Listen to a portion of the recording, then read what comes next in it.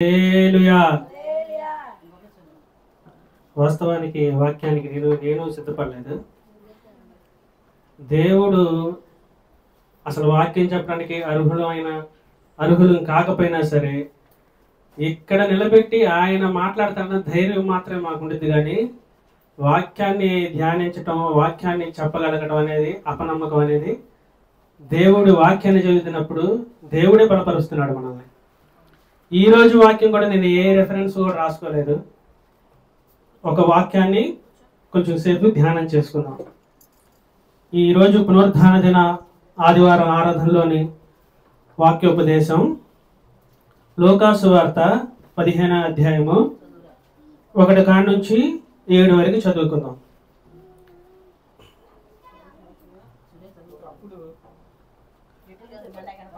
ఒకప్పుడు సమస్తమైన సుంకరులను పాపులను ఆయన బోధ వినుటకు ఆయన దగ్గరకు వచ్చుచుండగా పరిసయ్యులను శాస్త్రులను అది చూచి ఇతడు పాపులను చేర్చుకొని వారితో కూడా భోజనం చేయుచున్నాడని చాలా సనుగుకొనేది.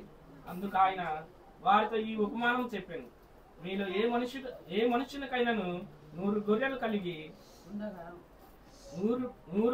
కలిగి ఉండగా వాటిలో ఒకటి తప్పిపోయిన యెడల అతడు 99 అడవిలో విడిచిపెట్టి తప్పిపోయినది దొరికి వరకు దాన్ని వెతక వెళ్ళడా?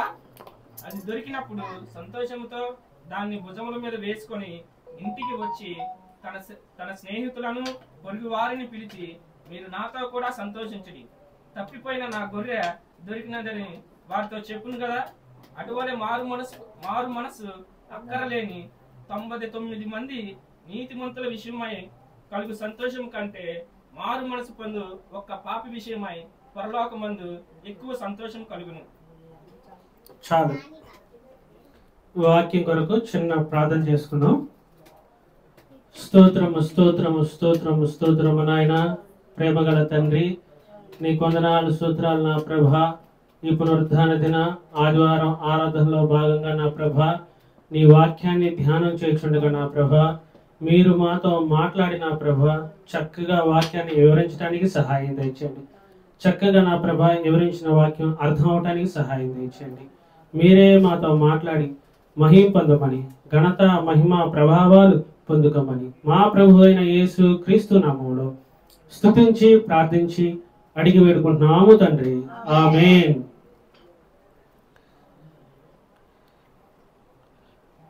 కొంచెం చదువుదాం.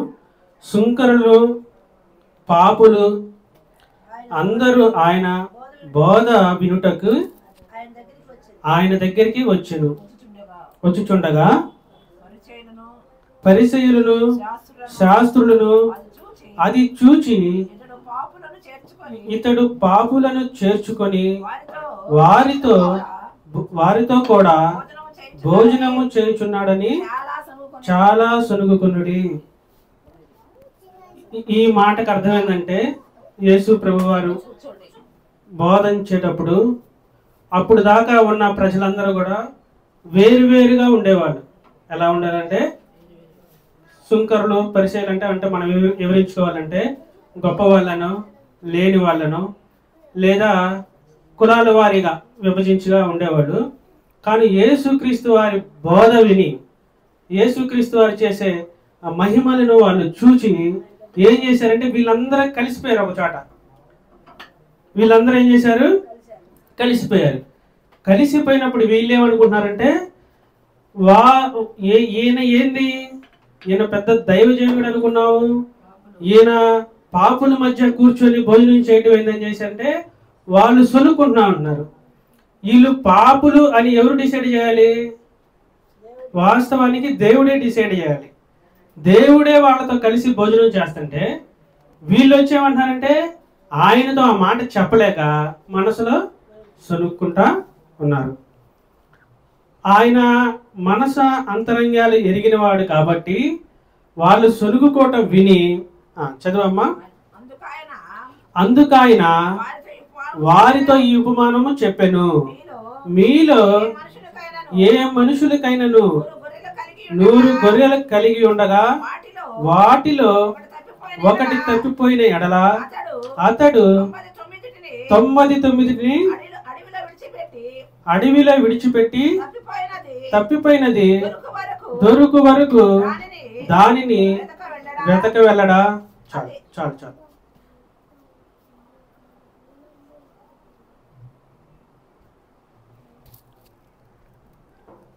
ఈ వాక్యం సారాంశం ఏంటంటే, ఒక మనుషునికి 100 గొర్రెలు ఉన్నాయి, 100 గొర్రెలు ఆయన దగ్గర ఉన్నాయి. ఈ 100 గొర్రెల్లో ఒక గొర్రె తప్పిపోయింది. అసలు ఈ మాట చదివేటప్పుడు నాకేమనిపించిందంటే, ఆ గొర్రె తప్పిపోయిందని ఆ గొర్రెల కాపరికి ఎలా తెలుసు? చూసుకుంటాడు ఆయన, ఆ గొర్రెల కాపరి కాబట్టి గొర్రెల్ని ఆయన చూసి గ్రహిస్తాడు. అదే మనమైతే చెప్పగలుగుతామా? ఇప్పుడు మనుషులుగా అంటే ఆయన హృదయ అంతరంగాల గురించి మాట్లాడుతున్నాడు. మనం మనుషులుగా మాట్లాడుకుంటే ఏ గొర్రె ఏదన్నది కాపరికైతే తెలుసు. ఏ మనిషి హృదయంలో ఏముందో మనకు తెలిసిద్దా? మనుషులందరూ ఒకేలాగా కనపడతారు, మనుషులందరూ ఒకేలాగా జీవిస్తూ ఉంటారు. ఈ మనుషుల స్వభావం ఎలా ఉన్నది మనుషులుగా మనమైతే గుర్తించలేము. మరి మన మనసులో ఉన్నది గుర్తించేది ఎవరు? దేవుడు గుర్తిస్తాడు. దేవుడు ఎలా గుర్తిస్తాడు? దేవుడు మన కాపరి, మనల్ని సృజించినవాడు, మనల్ని పెంచి పోషించినవాడు, మనకి గృహాన్ని అనుగ్రహించినవాడు. అందుకని మనుషులందరూ ఒకేలాగా కనపడ్డా ఎవరి మనసులో ఏమున్నది, ఎవరు ఏ రూపంలో తప్పిపోతున్నారో ఆయనకి తెలుసు. గొర్రెల కాపరికి మనం గొర్రెలను చూసినప్పుడు, మనం బర్రెలను చూసినప్పుడు అవన్నీ మనం చూస్తే మనకు ఒకేలాగా ఉంటుంది. కానీ ఆ కాపరికి మాత్రం ఆ 100 గొర్రెల్లో ఏ గొర్రె తప్పిపోయిందో ఆయనకి తెలుసు. మనకైతే ఒకేలా కనపడతారు, ఒకేలాగా ఉంటారు, పైన వేషధారులాగా ఉంటారు, కానీ మనసులో ఏమున్నదైతే మనకు తెలియదు. ఇది ఎవరికి తెలుసు? దేవుడికి తెలుసు. కాబట్టి వాళ్ళు సులుగుకోట విని ఆయన ఆ ఉపమానం వాళ్ళకి చెప్తున్నారు. అసలు ఈ గొర్రె తప్పిపోయింది అని ఎలా తెలిసిందంటే, దేవుడు మన హృదయ అంతరంగాలు ఎరిగినవాడు. మనం అందరం మనుషులుగా సమాజంలో నీటిగా తెల్లని వస్త్రాలు వేసుకొని మంచి బట్టలు కట్టుకొని సమాజంలో వేషధారులాగా లేదా సమాజంలో మనుషుల్లాగా మనం తిరగొచ్చు, కానీ నీ మనసులో ఏమున్న సంగతి మాత్రం ఎవ్వరికి తెలియదు. మనకి ఒకేలాగా కనపడతారు అందరూ. లేదా కొంచెం మనం వివరించుకోవాలనుకుంటే కొన్ని గొర్రెలు మనకి కొంచెం తెలుస్తాయి. ఎలా తెలుస్తాయి అంటే, కొంచెం కొమ్ములు ఎక్కువ ఉన్నాయని, లేదా అధికారులు కొమ్ములు ఎక్కువ ఉన్నాయంటే అధికారులు అనుకోవచ్చు. లేదనుకుంటే చిన్నపిల్లల్ని అంటే లేని వాళ్ళు మనకి సమాజంలో కనపడతారు, కానీ ఏ గొర్రె ఎలా తప్పిపోతుంది అన్నది ఎవరికి తెలియదు. సరే, ఈ గొర్రె అనేది తప్పిపోయింది. తప్పిపోయినప్పుడు ఏం చేశాడంటే యేసుక్రీస్తు వారు ఇది ఉపమానంగా చెప్తున్నాడు. ఒకటి తప్పిపోతే అతడు 99 ఎడారిలో అడవిలో విడిచిపెట్టి తప్పిపోయినది దొరుకు వరకు దాన్ని వెతక వెళ్ళడా. అది దొరికినప్పుడు సంతోషముతో దాన్ని తన భుజముల మీద వేసుకొని ఇంటికి వచ్చి తన స్నేహితులను పొరుగు వారిని పిలిచి, మీరు నాతో కూడా సంతోషించండి, తప్పిపోయిన నా గొర్రె దొరికిందని వారితో చెప్పిన కదా. చాలు. ఇక్కడ ఏంటంటే, ఇదిగో అది దొరికినప్పుడు సంతోషముతో దానిని తన భుజముల మీద. ఇప్పుడు ఈ గొర్రె ఏంటంటే, మామూలుగా గొర్రెలన్నీ దాని స్వభావం ఏంటంటే, గొర్రెలు కానీ మనుషులు కానీ మనం ఏ స్వభావంతో మనం వెళ్తామో, అంటే మనం పైన వారం చెప్పుకున్నాం కదా, మనం చూసేదాన్ని బట్టి మన స్వభావం మారిపోయి ఎవరు ఏదైతే చేస్తున్నారో అలా చేయటం మనకి మామూలుగా మనుషులుగా మనకు అలవాటు. ఈ గొర్రె ఏంటంటే, ఆ ఎడారి ప్రాంతంలో గొర్రెలందరినీ ఆయన మేపుకుంటూ వెళ్తున్నారు. అంటే ఇది ఉపమానంగా చెప్పుకోవాలంటే ఎడారి లేదా భూమి మీద ఆయన మేపుకుంటూ వెళ్తున్నాడు. ఈ గొర్రె ఏం చేసిందంటే, ఈయన మేపే దారిని వదిలిపెట్టి, ఈయన చేయాల్సిన బాధ్యతల్ని వదిలిపెట్టి ఈ గొర్రె ఏం చేసిందంటే పక్కకి చూసింది. చూసినప్పుడు ఏమైందంటే, అది చాలా అందంగా, పచ్చగా, ఎడారిగా, సుందరంగా ఆ గొర్రెకి కనపడింది. కనపడినప్పుడు ఈ దేవుడు ఏదైతే ఆయన అప్పుడు దాకా వాళ్ళని చేరదీసి, వాళ్ళని మేపి, పొంచి, సంరక్షించి, ఇన్ని విధాలుగా ఆయన ఆ గొర్రెని కాపాడుకుంటూ వస్తే, ఈయన చేసిన పనులన్నీ కూడా విడిచిపెట్టేసి లోకం వైపు, ఎడారి వైపు, అడవుల వైపు, పచ్చని చెట్ల వైపు, అలంకారంగా కనపడ్డాయన్నీ చూసేదండి గొర్రె తప్పిపోయి వెళ్ళిపోయింది.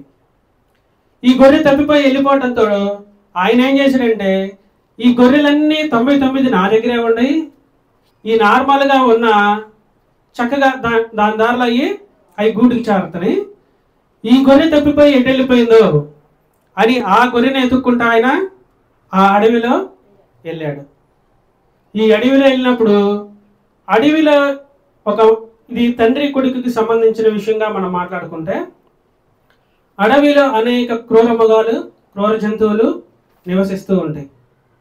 ఎప్పుడైనా ఒక మనిషి తప్పిపోయి వెళ్ళినప్పుడు ఏ మనుషుడు ఎటు నుంచి వచ్చి దాడి చేస్తాడో ఎవరికి తెలియదు. ఆ దాడులు ఎటువంటి దాడులు అంటే, తాగుడు అనే దారుడు ఉండొచ్చు, వ్యభిచారం అనే దారి ఉండొచ్చు, దొంగతనం అనే దారి ఉండొచ్చు, లేదా లోక ఆశలకు లేదా లోక వ్యసనాలనే దారులు అనేక ఉండొచ్చు. ఈ జంతువుల్లో ఎటువంటి అయితే క్రూర మృగాలు, చెడు చెడు జంతువులు ఎలా అయితే ఉంటాయో మనుషుల్లో కూడా అలాగే ఉంటారు.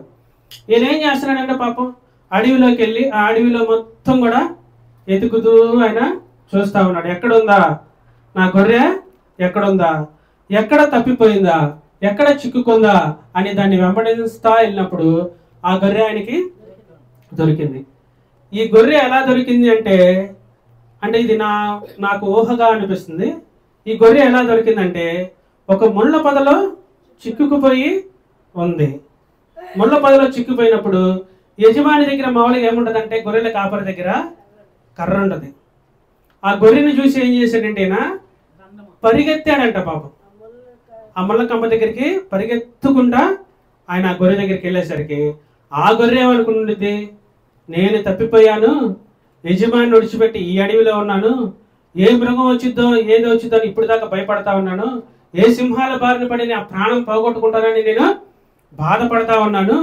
ఈలోపు చూస్తే యజమాని వస్తున్నాడు, ఇంకా వాటి దగ్గర కాదు ఏళ్ళ దగ్గర నేను చచ్చిపోతానని ఆ గొర్రె గజగజ వణికిపోయి ఉండేది. కానీ ఈయన ఏం చేశాడంటే గబా గబా ఆ గొర్రె దగ్గరికి వెళ్ళి దాన్ని చూచి దానికి ఉన్న చెడునంతా కూడా, అంటే ముళ్ళ కంపను మనం ఎలా చూస్తామంటే చెడు అలవాట్లు అనుకోవచ్చు, చెడు వ్యసనాలు అనుకోవచ్చు, ఈ చెడునంతా కూడా ఆయన ముళ్ళ కంపలు ఇరుక్కున్న ఆ గొర్రెని మెల్లగా తీసేశాడు.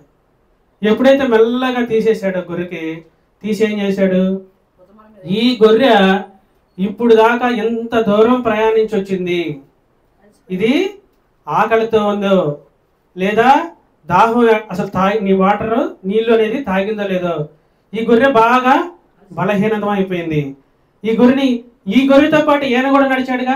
మనం మాట్లాడుకోవాలనుకుంటే, వాస్తవాన్ని మాట్లాడుకుంటే గొర్రెలు ఎక్కువ దూరం నడుస్తాయి, మనుషులు నడవలేరు. కానీ ఈ ఉపమానంలో ఏంటంటే ఈయన ఈ ఎడారిలో కూడా అంత దూరం నడిచాడుగా.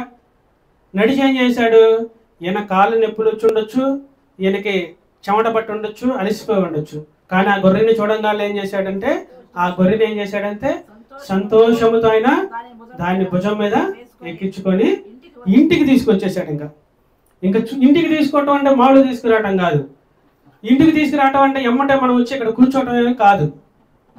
ఎక్కడో ఉన్న మనిషిని మనం తీసుకొచ్చేటప్పుడు వాళ్ళకి సంబంధించిన వాళ్ళు ఎంతో మంది మనకి అడ్డు తగులుతారు. అడ్డు తగిలి ఆయన ఇక్కడి దాకా తీసుకురాకుండా ఆపుతారు. ఏ చూపు కూడా ఆ జింక మీద, ఆ గొర్రె మీద పడుకోకుండా ఆయన ఆ అడవిలో అంతా చూసుకుంటా తీసుకొచ్చుంటాడు. ఎలా అంటే ఏ మృగం వచ్చి దాడి చేసిద్దో, ఏది దాడి చేయాలంటే ఫస్ట్ ఆయన్ని దాడి చేసి మాత్రమే దాన్ని తాకాలి. అందుకని ఏం చేశాడంటే దాన్ని భుజంలో మీద వేసుకొని చదవమ్మా, భుజంలో మీద వేసుకొని ఇంటికి వచ్చి తన స్నేహితులను పొరుగు వారిని పిలిచి మీరు నాతో కూడా సంతోషించుడి, తప్పిపోయినా నా గొర్రె దొరికిందని వారితో చెప్పును కదా. అంటే ఈయనేమనుకుంటున్నాడంటే ఈ గొర్రె తప్పిపోయింది అంటే వీళ్ళతో ఎందుకు చెప్పారంటే వీళ్ళు అనుకుని ఉంటారు. అంటే దీనికి సందర్భం ఏమై ఉండదంటే ఒక గొర్రె తప్పిపోయింది, దానికోసం నేను వెళ్ళి ఆ గొర్రెని తీసుకొస్తాను అని అన్నప్పుడు చాలా మంది మనల్ని కూడా ఏమంటారంటే మన పిల్లల విషయంలో వాడు తప్పిపోయాడు, వాడు తాగుబోతాడు అయిపోయాడు, వాడు తిరిగిపోతాడు అయిపోయాడు, వాడు డ్రగ్స్కి వ్యసనాలకి అలవాట్లు పడిపోయి వాడు చెడిపోయాడు, పోతే పోనీ వాడిని వదిలేసేసాయి, వాడితో పెట్టుకుంటే నువ్వు కూడా అవమాన పాలైపోతావు, నువ్వు కూడా బాధపడిపోతావు అని వీళ్ళు చెప్పున్నారు అనుకుంటా. అందుకని ఏమన్నాడంటే ఫస్ట్ ఆ గొర్రెని తీసుకొచ్చి ఇరుగు పొరుగు వాళ్ళందరినీ పిలిచి, ఇదిగో నా గొర్రె తప్పిపోయింది, నేను వెళ్ళంగానే నా భుజాల మీద ఎక్కించుకొని నేను తీసుకొచ్చాను, నా ఇంటికి వచ్చింది, ఇదిగో నేను సంతోషిస్తున్నా, నా ఇంటికి వచ్చింది కాబట్టి నేను సంతోషిస్తున్నా. అదే వేరే ఇంట్లో ఉంటే, అదే వేరే చోట ఉంటే, అదే వేరే చెడు అలవాట్లకు బానిసే దాని ప్రాణం పోగొట్టుకుంటే అప్పుడు మనకి సంతోషం ఉండదు. నీ కుమారుడు, నీ కుమార్తె, నీ తల్లి, నీ సహోదరులు, నీ ఇరుగు పొరుగు వారు ఎవరైనా తప్పిపోయి వాళ్ళ అలవాట్లకు బానిసలైపోయే వాళ్ళు ఉన్నప్పుడు వాళ్ళని మనం ప్రేమించి చేరదీసి మనం తీసుకురావాలి. తీసుకొచ్చినప్పుడు ఏమంటారంటే వీళ్ళు ఈ ఇరుగు పొరుగు వాళ్ళు ఉంటారు కదా, వీళ్ళు ఏం చేస్తారు, అబ్బో ఇప్పుడు దాకా తిట్టొచ్చింది, లేదా ఇప్పుడు దాకా రోడ్ల మీద గొడవలాడొచ్చింది, ఇప్పుడు వచ్చి బైబిల్ పట్టుకొని ఇక్కడ కూర్చొని మనతో కలిసి భోజనం అంటే బల్లారాధన అనుకుందాం, మనతో కలిసి ఇక్కడ ఉంటుందా అని వాళ్ళు సొనుగుకుంటా ఉండొచ్చు. అరే మగవాళ్ళలో కూడా అంతే, ఇప్పుడు దాకైనా తిట్టొచ్చాడు, కొట్టొచ్చాడు, ఇలా తాగొచ్చాడు, ఈ సమయంలో వచ్చి ఇక్కడ వీళ్ళతో కూర్చొని దేవుని మందిరంలో భోజనం చేసే అర్హత వీళ్ళకుందా అని సొనుకొని ఉండొచ్చు. కానీ దేవుడి దృష్టిలో ఏంటంటే ఆయన అలా ఇంటికి వచ్చినప్పుడు ఎంతో సంతోషం కలుగుతుంది. ఈ సంతోషం ఎలా కలుగుతుంది? అది మహా సంతోషం అని దేవుడి ఒక తప్పిపోయిన గొర్రె లేదా ఒక తప్పిపోయిన మనిషి రక్షణ పొందితే పరలోకమందు ఎంతో గొప్ప విందు సంతోషము జరిగింది. అదే సంతోషం ఇక్కడ జరుగుతుంది. చదువమ్మా. ఏదది? ఏడా? అటువరే మారు మనసు అక్కర్లేని 99 మంది నీతిమంతుల విషయం కంటే విషయము కలుగు సంతోషము కంటే మారు మనసు పొందు ఒక్క పాపి విషయమై పరలోకమందు ఎక్కువ సంతోషము కలుగును. ఇప్పుడు మనం చెప్పుకున్నది అదే కదా, ఏంటంటే వాళ్ళు ఈయన తప్పిపోయి మరలా దొరికారు. ఈ దొరికిన మనిషి పాపి విషయమై పరలోకమందు ఎక్కువ సంతోషం కలుగుతుంది. నువ్వు సంతోషం దొరికిద్దని, ఆనందం దొరికిద్దని, లేదా ఆస్తి దొరికిద్దని నువ్వు ఈ లోకంలో తప్పిపోయి ఉండొచ్చు. కానీ ఈ లోకంలో తప్పిపోయి నువ్వు వెళ్ళి ఎక్కడ సంతోషం దొరికిద్దా, ఎక్కడ ఆనందం దొరికిద్దా, ఎక్కడ నా జీవితం బాగుపడిద్దా, ఎక్కడ నేను గొప్పగా బతుకుతానా అని నువ్వు ఎక్కడెక్కడో తిరిగి ఉండొచ్చు. కానీ ఎక్కడ తిరిగినా నీకు సంతోషం దొరకదు. ఎక్కడికి వెళ్ళినా నీకేం దొరికిద్దంటే చివరికి బాధే దొరికిద్ది. ఈ బాధ నుంచి విముక్తి చేసి దేవుని దగ్గరికి వస్తేనే మనకి సంతోషం దొరికిద్ది, సంతోషం కలిగిద్ది. అదేవిధంగా ఇక్కడ కాకుండా సంతోషం పరలోకమందు కూడా గొప్ప సంతోషం కలుగుతుంది. ఇది దేవుడు ఎలా చెప్తున్నాడంటే ఉపమానంగా మనకి చెప్తున్నాడు. ఈ ఉపమానంగా చెప్పిన దాన్ని మనం వివరించుకున్నప్పుడు ఏంటంటే దేవుడు ఎలా చెప్పాడంటే ఈ 3 అది కూడా చదవమ్మా, 8వ అధ్యాయం కూడా చదువు.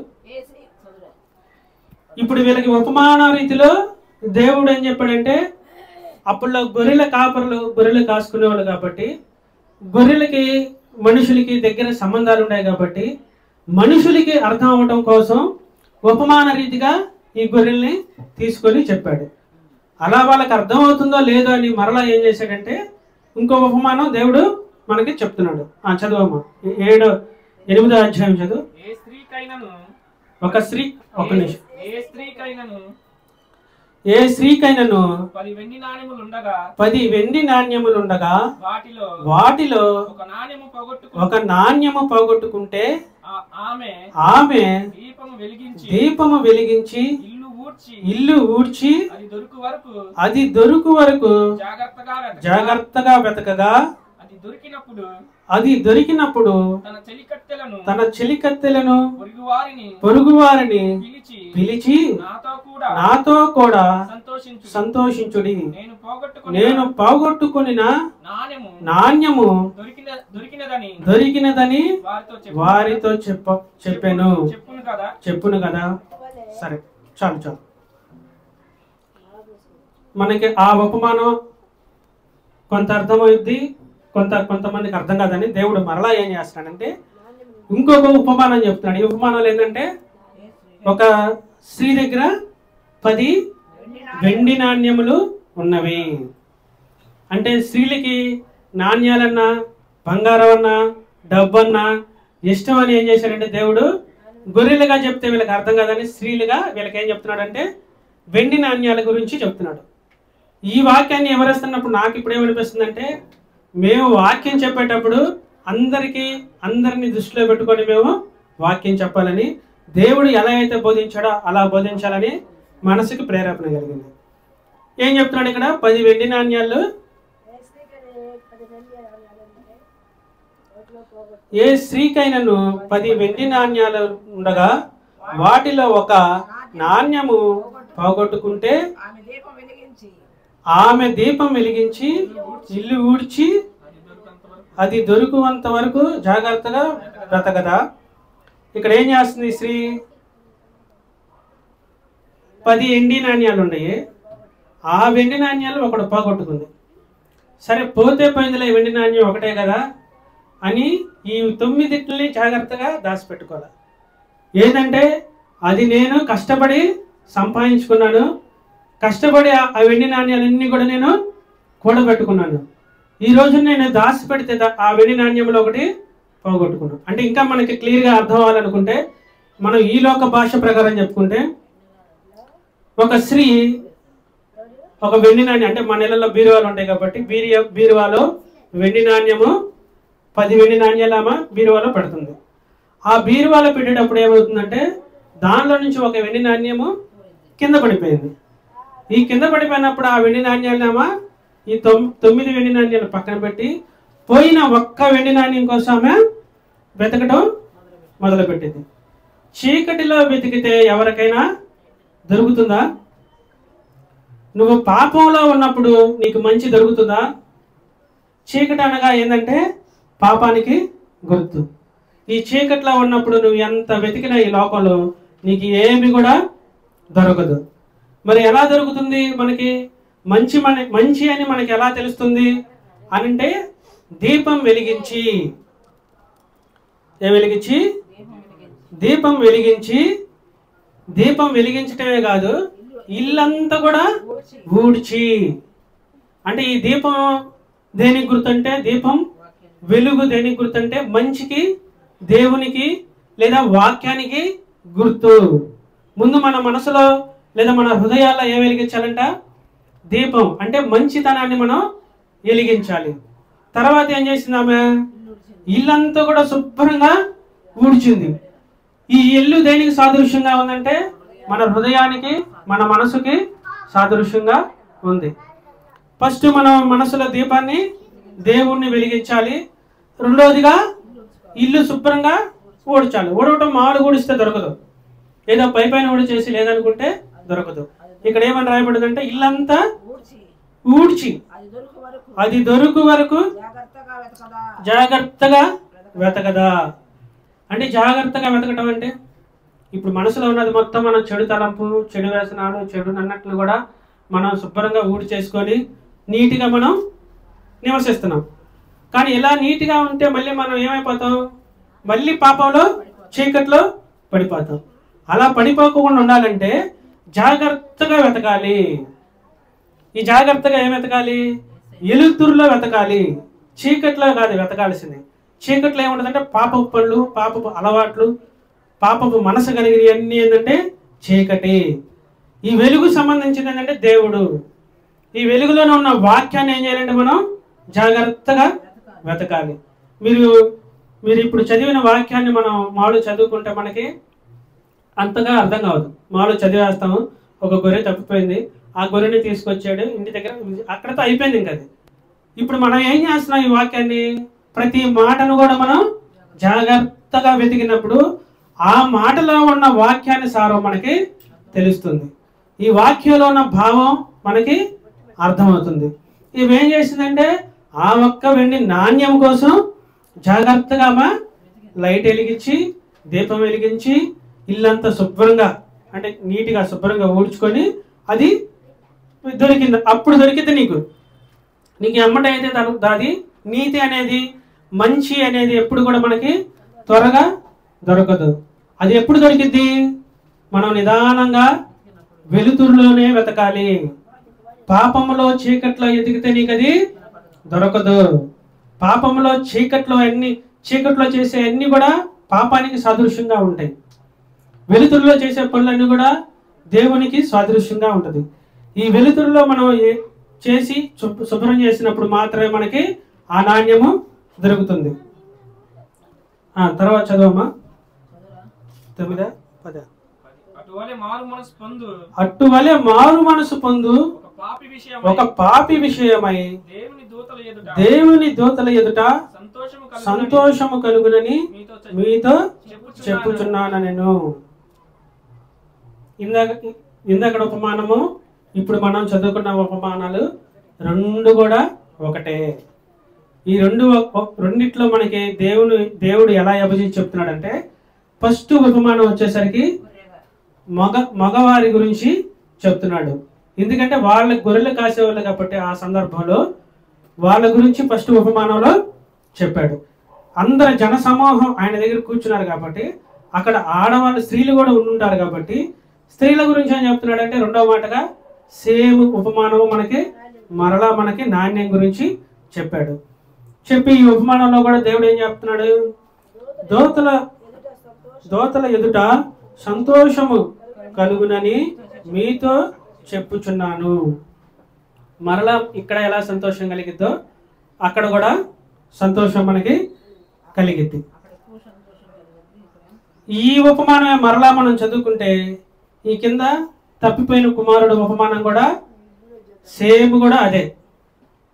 ఏంటంటే ఇది తప్పిపోయిన కుమారుడు ఉపమానం కూడా సేమ్ అలాగే ఉంటుంది. ఈ ఉపమానంలో ఏంటంటే తప్పిపోయిన కుమారుడు అంటే మీ అందరూ తెలుసు కాబట్టి నేను ఒక 10 నిమిషాల్లో ముగించేస్తాను. ఈ ఉపమానాలు ఏంటంటే ఒక తండ్రికి 2 కుమారులు ఉన్నారు. ఈ 2 కుమారులు చిన్నవాడైనవాడు ఏం చేస్తాడంటే, నానా నాకు రావాల్సిన ఆస్తి నాకు ఇచ్చేసేయి, నాకు ఇచ్చేస్తే ఆయన ఏం చేస్తాడంటే ఆ ఆస్తిని ఆయన సరేరా నీకు రావాల్సిన ఆస్తి నువ్వు అడుగుతున్నావు కాబట్టి నీ ఆస్తి నువ్వు తీసేసుకున్నాడు కానీ వెళ్ళిపోమని ఆయన చెప్పినట్టుగా ఆ వాక్యాలు నేను చూడలేదు. తీసుకోమని ఇస్తే ఆయన తీసుకున్న తర్వాత ఎక్కువ కాలం వండుకోకుండా కుమారుడు ఏం చేశాడు, దూర దేశానికి ఈ దేశాన్ని విడిచిపెట్టి ఆయనకి దూరంగా వెళ్ళిపోయాడు.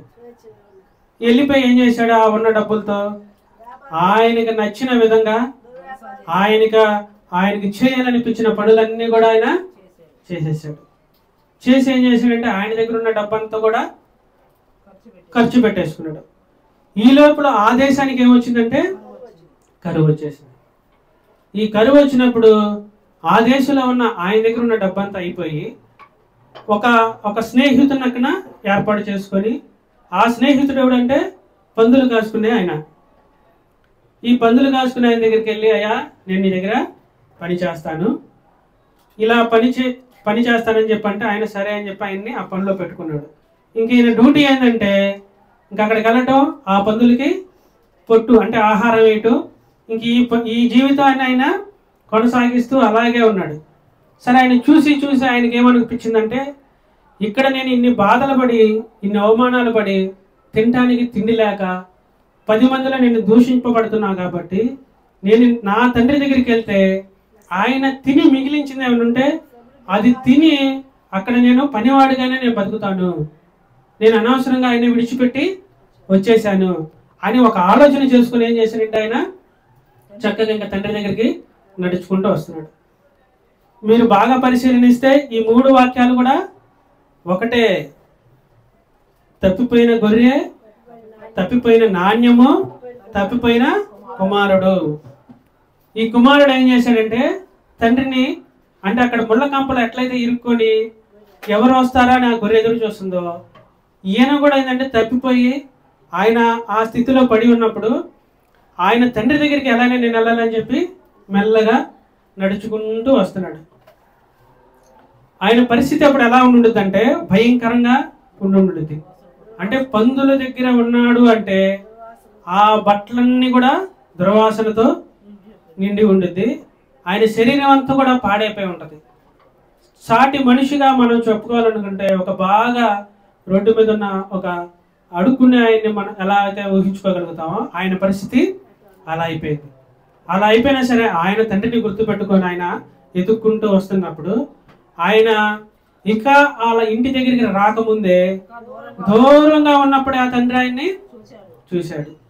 చూసి మరలా మనం ఇక్కడ దేవుడు గొర్రె చిక్కుకున్నప్పుడు ఎలా అయితే పరిగెత్తుకుంటూ వెళ్ళాడో ఆ ఉపమానంలో ఈ తండ్రి కూడా పరిగెత్తుకుంటా ఆయన దగ్గరికి, కుమారు దగ్గరికి వెళ్ళి ఆయన మెడ మీద పడి ముద్దు పెట్టుకొని కౌగిలించుకొని, అసలు ఆ పరిస్థితిలో ఉన్న ఏ కుమారుని కూడా మనం పట్టుకోవాలన్నా చారదీయాలన్నా అందరూ అసహించుకుంటారు. ఉదాహరణకు మనం ఒక తాగిన వ్యక్తి ఒక రోడ్డు మీద పడిపోయి ఆయన వాంతులు చేసుకొని ఆయన చండాలంగా ఉండి ఆయన పరిస్థితి అలా ఉన్నప్పుడు ఏ మనుషుడు కూడా ఆయన్ని పట్టుకోడు, చారదీయడు. కానీ ఎంత ఆస్తి ఉంచుకొని ఎంత ధనం ఉంచుకొని ఆయన దగ్గర పనివారులు అంత ఉండి ఎదిరించిన కుమారుడు వెళ్ళిపోయి మరలా తిరిగి వస్తే ఏం చేశాడంటే దూరంగా ఉన్నప్పుడు ఆయన్ని గుర్తించి ఈయన నా కుమారుడు, ఎంత రోతగా ఉన్నా ఎంత చండాలంగా ఉన్నా ఆయన వస్త్రధారణలు ఎంత బాగాకపోయినా ఆయన గుర్తుపట్టి పరిగెత్తుకుంటూ ఆయన దగ్గరికి వెళ్ళి ఆయన్ని కౌగిలించుకొని ముద్దాడి ఆయన్ని తన ఇంట చేర్చుకున్నాడు. ఇంట చేర్చుకోవటమే కాదు, అక్కడ ఉన్న వాళ్ళ పని వాళ్ళందరినీ పిలిచి నువ్వు త్వరగా వెళ్ళు, ఏమంటానంటే ఉన్న వాటిల్లో మంచి వస్త్రాలు ఆయనకి తీసుకురా, ఉన్న వాటిల్లో మంచి బంగారం ఆయనకి రింగు తీసుకురా, ఉన్న వాటిలో మంచి చెప్పులు ఆయనకి తీసుకురా, తీసుకొచ్చి ఆయనకి అలంకరించి ఆయనకి కొవ్వైన దూడ తెచ్చి వధించి మరలా ఇక్కడ కూడా ఏం చేస్తున్నారు, సంతోషిస్తున్నారు. ఆ ఇంటికి తెచ్చినప్పుడు ఆ గొర్రెని ఎలా అయితే సంతోషపడ్డాడో, ఈ నాణ్యం తెచ్చినప్పుడు ఆమె ఎలా అయితే సంతోషపడిందో, ఈ కుమారుడు ఉపమానంలో కూడా ఇంటికి వచ్చినప్పుడు ఆయన సంతోషపడ్డాడు. సంతోషపడ్డప్పుడు ఈ ఉపమానంలో ఇంకో మాట ఏంటంటే వాళ్ళు సొనుగుకొనగా, ఏమన్నారు, వాళ్ళు సొనుగుకొనున్నారు. ఇక్కడ ఎవరు సొనుక్కున్నారు? ఆయన పెద్ద కుమారుడు దూరం నుంచి వస్తుంటే ఆయనకి వాయిద్యాలు నాట్యాలు వినపడి ఆయన అంటున్నాడు, ఏంది అక్కడ ఏం జరుగుతుంది, ఏమైంది అని ఆ పక్కనున్న పనివారిని అడిగితే అది ఎక్కడో కాదు, అది మీ ఇంటిలోనే, మీ తమ్ముడు తప్పిపోయి మరలా తిరిగి వచ్చాడని మీ నాన్న ఏం చేశాడంటే వాడికి కావాల్సినవన్నీ కూడా మళ్ళీ తెచ్చాడు, తెచ్చి ఆయన కొవ్విన దూడను తెచ్చి వధించి విందు చేశాడు. అంటే ఈయన మనసు వాళ్ళు ఎలా సొనుగు కొనుక్కున్నారో ఈ పెద్ద కొడుకు కూడా సొనుక్కుంటున్నాడు. సొనుక్కొని ఏం చేశాడు, ఇంటి దగ్గరికి రావడానికి బాధపడ్డాడు. ఈయన చిన్న కొడుకుని ఎలా అయితే చూశాడో పెద్ద కొడుకును కూడా చూసి పెద్ద కొడుకు దగ్గరికి వెళ్ళాడు. ఏదయ్యా ఇక్కడే నిలబడ్డావు అని అంటే అప్పుడు ఆయన అంటున్నాడు, ఏమంటున్నాడు ఆయన, చదువమ్మా కొద్దిగా లాస్ట్. అందుకతడు తన తండ్రితో ఇదిగో ఇన్ని ఏండ్ల నుండి నిన్ను సేవించుచునే నీ ఆజ్ఞలు ఎన్నడను మీరలేదే, అయినను నా స్నేహితులతో నేను సంతోషపడినట్లు నీవు నాకెన్నడను ఒక మేక పిల్లనైనను ఇయ్యలేదు. అయితే నీ ఆస్తిని వేశ్యలతో తినివేసిన ఈయన కుమారుడు రాగానే ఈయన కొరకు కొవ్విన దూడని వధించితివని చెప్పాను. చాలు, అది తర్వాత చెప్పు. ఏమంటున్నాడంటే ఇక్కడ తండ్రితో మాట్లాడుతున్నాడు. ఏందయ్యా, నేను ఇంతకాలంగా నీ దగ్గర నేను బానిసగా ఉన్నాను, సేవకుడిగా ఉన్నాను, నిన్ను సంరక్షించడానికి నీ ఎంటే ఉన్నాను. నేను ఏనాడైనా నేను సంతోషించడానికి నువ్వు ఏమన్నా చేసావా? నా స్నేహితులతో తిరగడానికి నువ్వేమన్నా నాకు చిన్న మేకపిల్లనైనా ఇచ్చావా? వాడు వేశ్యల దగ్గరికి వెళ్ళి వాడికి ఇష్టం వచ్చినట్టు డబ్బు ఖర్చు పెట్టుకొని నువ్వు ఇచ్చిన ఆస్తి అంతా పాడు చేసుకుని వాడు ఇంటికి వస్తే వాడి కోసం నువ్వు ఇవన్నీ చేస్తావా? మరి నా కోసం నువ్వేమన్నా చేసావని ఈయన కూడా సలుగుకుంటున్నాడు. కొద్దిగా చదువమ్మా.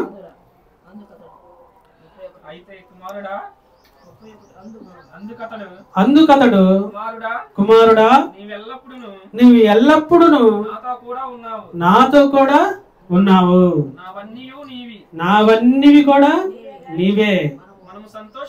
మనము సంతోషపడి ఆనందించుట యుక్తమే. ఈ నీ తమ్ముడు చనిపోయి తిరిగి బ్రతికాను, తప్పిపోయి దొరికినని అతనితో చెప్పాను.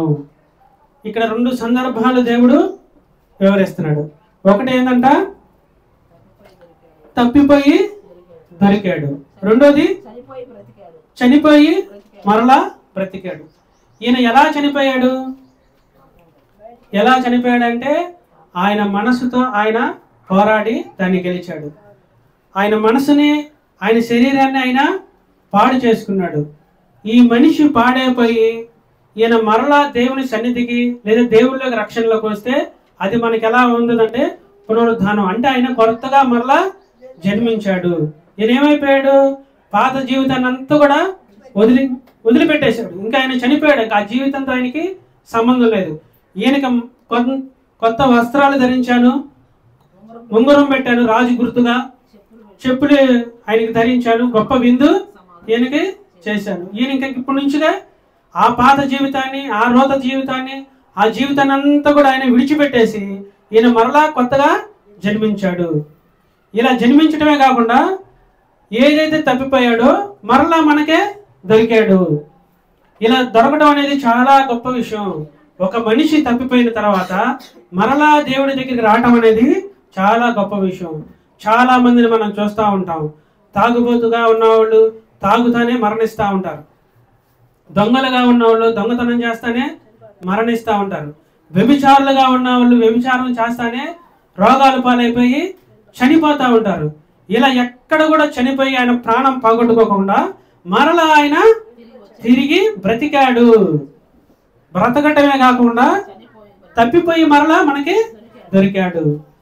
ఇంత జరిగి ఆయన ఏ అపాయంలో పడుకోకుండా లోకంలో మరలా మన దగ్గరికి వచ్చాడు కాబట్టి ఇది మనకి మంచిదే. దీని యందు నువ్వు ఆనందించు, దీని యందు నువ్వు సంతోషించు. నువ్వు ఇన్నాళ్ళు నా దగ్గరే ఉన్నావు, నేనేం తింటే తిన్నావు, నేను ఎక్కడ నిద్రిస్తే రాజుగా అక్కడ నువ్వు నిద్రించావు, నాకున్న హోదాలన్నీ కూడా నీకున్నాయి. ఇక నీకేం కావాలి? నీకు చేయాల్సింది నువ్వు చేయాలనుకుంటే, ఒకవేళ నీకు అవన్నీ కావాలనుకుంటే ఇవన్నీ కూడా నీయేగా. నువ్వు మరలా నన్ను ప్రత్యేకంగా అడగాల్సిన పని లేదు. నావన్నీ కూడా నీయే. ఆయన చనిపోయి మరలా బ్రతికాడు, తప్పిపోయి మరలా దొరికాడు.